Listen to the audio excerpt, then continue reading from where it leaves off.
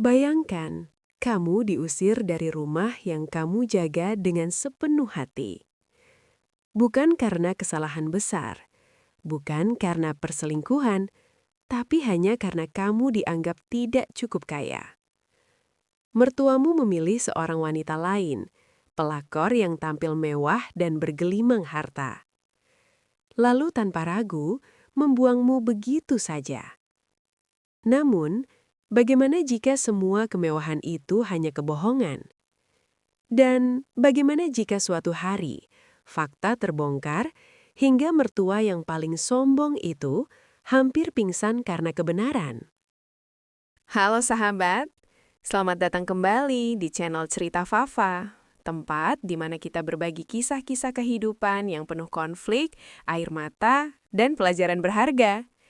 Cerita kali ini bukan sekedar drama, tapi cerminan nyata bagaimana manusia sering salah menilai seseorang hanya dari harta dan penampilan.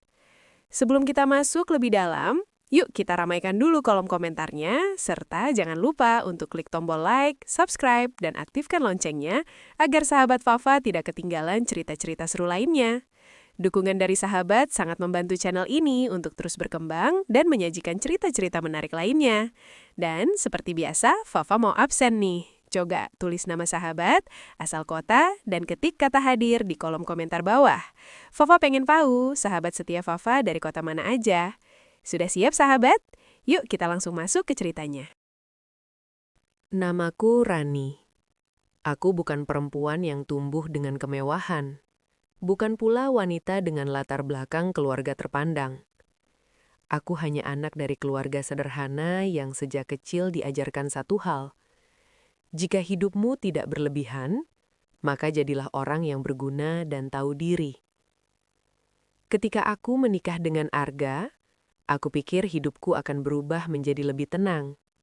Kami menikah karena cinta, atau setidaknya begitu yang selalu kuyakini. Namun sejak hari pertama aku resmi menjadi istrinya dan melangkah masuk ke rumah orang tuanya, aku mulai menyadari bahwa cinta saja ternyata tidak cukup. Rumah itu besar, rapi, dan terasa dingin. Bukan karena bangunannya, tapi karena tatapan Bu Ratna, mertuaku. Tatapannya seolah menilai, mengukur, dan memutuskan sesuatu tentang diriku bahkan sebelum aku sempat memperkenalkan diri dengan benar. Aku tinggal di rumah itu bukan karena keinginanku, tapi karena kondisi ekonomi kami belum memungkinkan untuk hidup mandiri. Aku menerimanya dengan lapang dada. Aku berpikir, ini hanya sementara. Aku hanya perlu bersabar, bekerja keras, dan menunjukkan bahwa aku adalah menantu yang layak. Setiap hari, aku bangun sebelum subuh. Aku memasak, membersihkan rumah, mencuci pakaian, menyetrika, dan tetap berangkat kerja sambilan setelahnya. Tidak pernah sekalipun aku mengeluh. Bahkan saat tubuhku lelah, aku tetap tersenyum. Namun di mata Bu Ratna, semua itu seperti tidak ada artinya. Jika aku salah sedikit saja, komentarnya tajam. Masak begini saja tidak becus. Perempuan kok kerjanya cuma segitu. Kamu ini istri atau beban? Kalimat-kalimat itu tidak diucapkan dengan suara keras, tapi dengan nada datar yang jauh lebih menyakitkan. Seolah aku memang tidak pernah layak berada di sana. Yang paling membuatku hancur adalah ketika semua itu disampaikan di depan Arga. Aku berharap suamiku membilaku, namun yang ia lakukan hanya diam lalu berkata pelan. Sabar ya, ibu memang begitu. Hari demi hari, aku belajar menelan rasa sakit itu sendirian. Aku berhenti berharap dipuji. Aku hanya ingin tidak dihina. Namun Bu Ratna selalu punya cara membuatku merasa kecil. Ia sering membandingkanku dengan anak teman-temannya. Perempuan-perempuan sukses, mapan, dan tentu saja kaya. Kamu tahu si A? Itu menantunya kerja di bank. Yang itu suaminya pengusaha. Rumahnya sudah 2. Kalimat-kalimat itu selalu diakhiri dengan satu pandangan ke arahku. Pandangan yang berkata, kamu tidak ada apa-apanya. Aku bertahan. Bukan karena kuat, tapi karena aku mencintai Arga. Aku percaya suatu hari nanti, jika aku cukup sabar, Bu Ratna akan melihat ketulusanku. Namun tanpa aku sadari, di balik semua kesabaranku itu, benih ketidakpuasan sudah tumbuh. Dan seseorang akan datang membawa standar baru yang tidak mungkin bisa kukejar. Saat itulah aku belum tahu bahwa posisiku sebagai menantu sedang perlahan digeser. Dan aku juga belum tahu bahwa semua pengorbananku akan dianggap tidak bernilai hanya karena aku tidak kaya. Aku masih ingat dengan jelas hari pertama Lydia datang ke rumah itu. Sore itu, langit mendung, dan suasana rumah terasa biasa saja. Sampai suara mobil berhenti di depan pagar. Bukan sembarang mobil. Mobil itu besar, mengkilap, dan terlihat sangat mahal. Bu Ratna langsung berdiri dari kursinya. "Pasti tamu penting," katanya dengan nada antusias yang jarang kudengar. Ketika Lydia masuk, semua mata tertuju padanya. Penampilannya sempurna. Rambut tertata rapi, makeup halus, pakaian yang tampak sederhana, namun jelas mahal. Tas yang ia bawa mungkin harganya lebih dari gajiku beberapa bulan. Sejak saat itu, aku tahu, wanita ini bukan orang biasa. Lydia memperkenalkan dirinya dengan senyum manis. Ia berbicara lembut, sopan, dan sangat tahu cara mengambil hati orang, terutama Bu Ratna. Ia memuji rumah, memuji masakan, bahkan menegur aku jika hidangan terasa kurang sempurna. "Kamu harus belajar dari Lydia," katanya suatu sore. Wanita itu tahu cara membawa diri. Berkelas. Kata berkelas itu seperti pisau. Menusuk tanpa darah, tapi terasa dalam. Aku mulai memperhatikan Arga. Ia sering tersenyum saat berbicara dengan Lydia. Percakapan mereka kadang terhenti saat aku datang. Arga mulai pulang malam. Alasannya selalu sama. Pekerjaan. Aku ingin percaya. Aku mencoba percaya. Namun naluri seorang istri tidak pernah salah. Ada jarak yang mulai terbentuk. Ada rahasia yang sengaja disembunyikan. Suatu malam, saat Arga tertidur, ponselnya berbunyi. Aku tidak berniat mengintip, tapi layar yang menyala menunjukkan satu nama. Lydia. Pesannya singkat. "Tadi aku senang bisa bicara lama sama kamu. Hati-hati di jalan." Tanganku gemetar. Dadaku sesak. Namun aku masih berusaha menyangkal. Aku bertanya pada Arga keesokan harinya. Ia tersenyum canggung. "Itu cuma urusan kerja." Yang paling menghancurkan adalah saat aku menyadari Bu Ratna tahu semuanya. Ia tidak menegur Arga, tidak marah pada Lydia. Sebaliknya ia semakin sering memuji wanita itu di hadapanku. Kalau Arga dapat istri seperti Lydia, hidupnya pasti lebih terjamin. Kalimat itu jelas, terlalu jelas. Aku sadar, sejak Lydia datang, aku bukan lagi menantu yang harus dipertahankan. Aku hanyalah penghalang. Dan wanita yang disebut sempurna itu, perlahan, tapi pasti, mengambil tempatku dengan restu mertua sendiri. Malam itu terasa berbeda. Udara di rumah terasa berat, seolah setiap sudut menyimpan kemarahan yang belum terucap. Aku baru saja selesai membereskan dapur ketika Bu Ratna memanggil namaku dengan suara datar. "Rani, ke ruang tamu sekarang." Nada suaranya membuat dadaku langsung sesak. Aku mengusap tangan yang masih basah, menarik nafas dalam-dalam, lalu melangkah pelan ke ruang tamu. Di sana, Bu Ratna sudah duduk tegak di sofa. Wajahnya kaku. Arga duduk di sampingnya. Menunduk, kedua tangannya saling menggenggam gelisah. Aku berdiri di depan mereka. "Kenapa, Bu?" tanyaku pelan. Bu Ratna tidak langsung menjawab.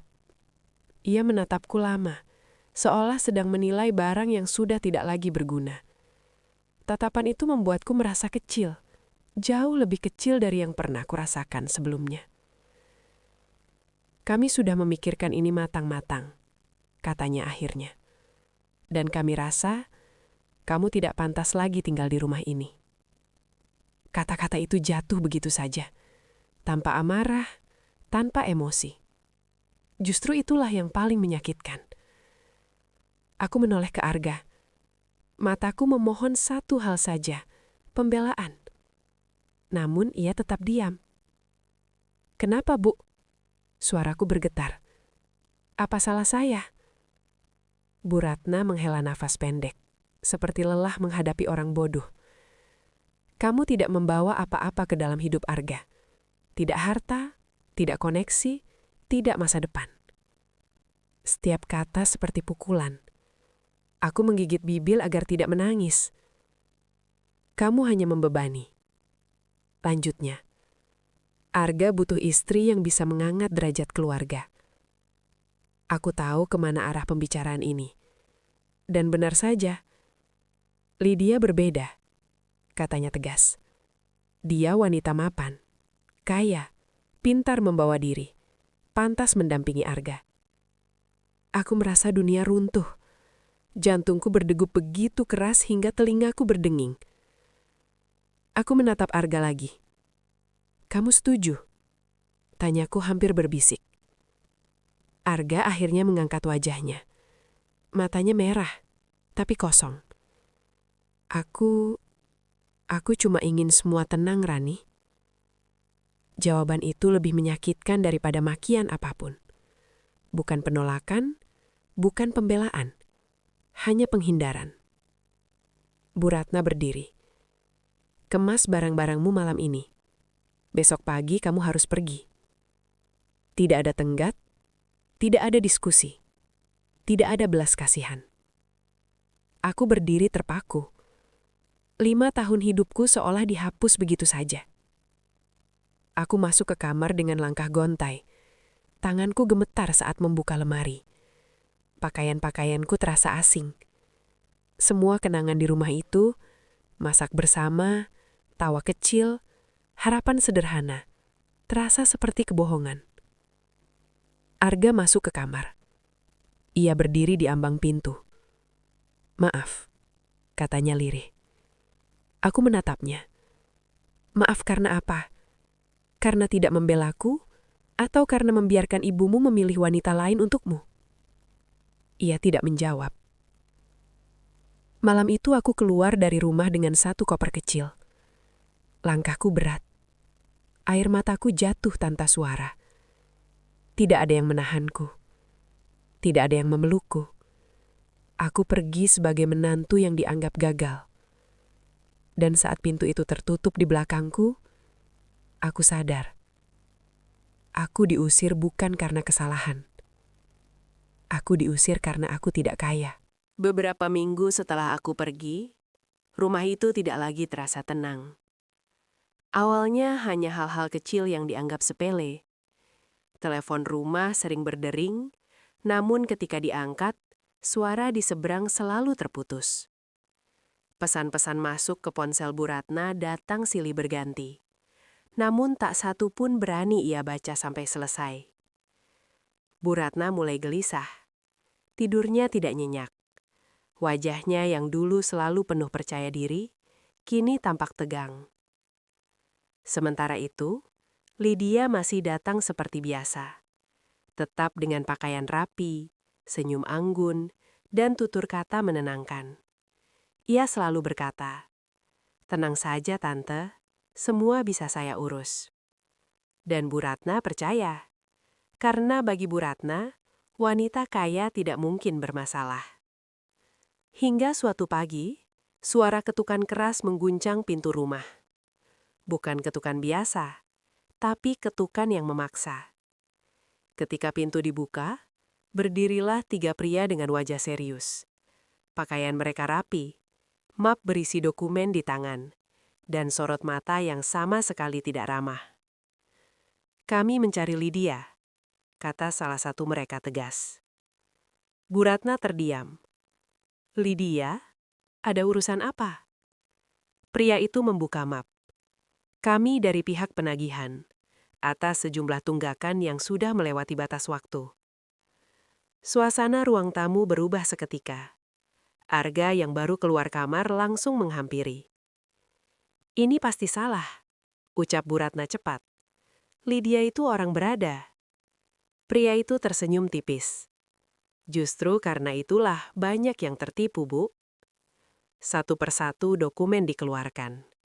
Kontrak kredit mobil, tagihan kartu kredit, surat perjanjian pinjaman atas nama Lydia. Dan beberapa di antaranya mencantumkan alamat rumah Bu Ratna sebagai domisili penjamin. Wajah Bu Ratna memucat. Tangannya gemetar saat memegang kertas-kertas itu. Ini tidak mungkin, gumamnya.